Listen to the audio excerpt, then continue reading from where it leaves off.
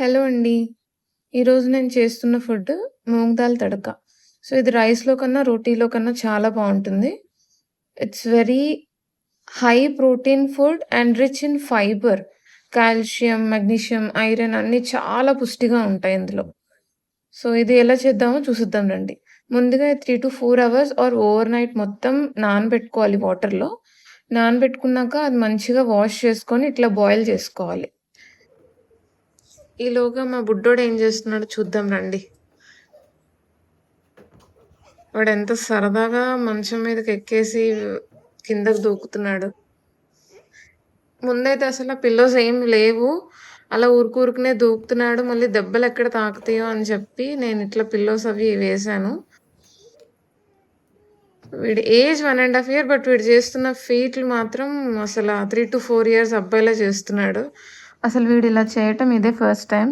వీడినసలు ఇలా చూడంగానే నాకెంత భయమేసిందంటే గుండె జారి గల్లంతైనంత పనయింది. బట్ వీడిని ఇక్కడ అందరూ చాలా సైలెంట్ అంటారు గానీ, వీడి అసలు రూపమేంటో నాకే తెలుసు. ఇది.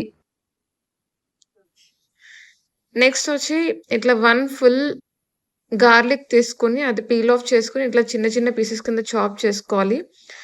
నెక్స్ట్ 2 ఆనియన్స్ కూడా అలాగే చిన్న చిన్న పీసెస్ కింద చాప్ చేసుకోవాలి.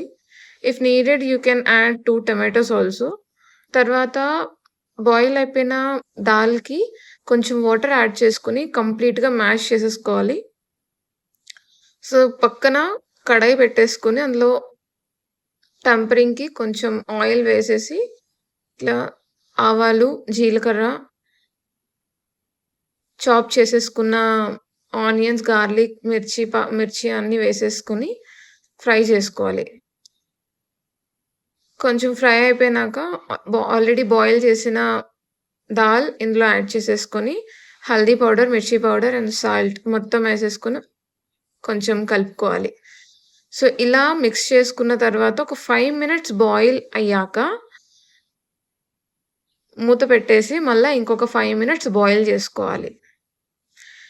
ఇందులో ఒక 1 స్పూన్ ఆఫ్ ఘీ యాడ్ చేసుకుంటే ఇంకా మంచి టేస్ట్ వస్తుంది. So, if you want you can add, otherwise you can skip this.